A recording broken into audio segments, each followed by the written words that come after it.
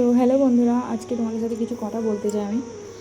সেটা হচ্ছে আমি 2.5 বছর জয়েন্ট ফ্যামিলিতে ছিলাম। আমার শ্বশুরবাড়িতে শ্বশুর, শাশুড়ি, ভাসুর সবাই আছে। আমার হাজব্যান্ড কাজের সূত্রে বাইরে থাকতো, ডিফেন্সের কাজ করতো, তো বাইরে থাকতো, বছর 2বার করে যেত। তো আমি ঘরের কাজ করে নিতাম। কিন্তু তোমাদের সাথে একটা কথা বলতে চাই, সেটা হচ্ছে যে আমি যখন বিয়ে করে গেলাম, আমার বিয়ে ঠিক 26 দিনের মাথায় ও আমাকে ছেড়ে চলে আসে কাজের জন্য। তখন মনে হলো যেন, সত্যি কথা বলতে, পৃথিবী যেন এদিক থেকে সেদিক হয়ে গেছে। কারণ ওই একমাত্র ছিল যাকে আমি মনের কথা বলতে পারতাম, বা নিজের একটা মানুষ ছিল যাকে দিন শেষে যার সাথে আনন্দ বা একটু ছোটোখাটো খুশি পেতাম, যার সাথে কথা বলে বা আর কি মজা সব কিছু করতে পারতাম।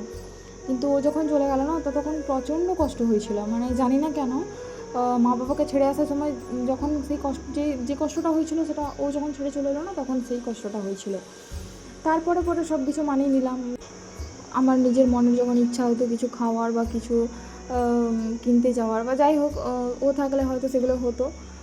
কিন্তু ও যখন চলে গেল তখন সেগুলো কিছুই হলো না। তখন নিজের শখ আহ্লাদ বা একটু ও যখন ছিল যে খুশিটা পেতাম ছোটোখাটো, ওইটাও তখন বন্ধ হয়ে গেল।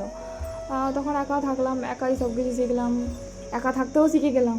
তো খারাপ সময় গেছে, আবার ভালো সময় গেছে। তো মানুষ হয় না যে হয় সে জিতে, নাহলে কিছু শিখে। তো আমি শিখেছি, জিতিনি যদিও, আমি শিখেছি। আর একা থাকা শিখেছি, একা সব কিছু হ্যান্ডেল করা শিখেছি। একা আমার বাবার বাড়ি থেকে শ্বশুরবাড়ি অনেকটা দূরে থাকতো, তো আমি যাতায়াত একাই করা, প্রথমে ভয় লাগতো তো, কিন্তু একাই সব করে নিতাম। তারপরে যখন ও অর্ডার পেলো, তো 2.5 বছর পরে, তখন আমার থেকে আনন্দ মনে হয় কেউ হয়নি।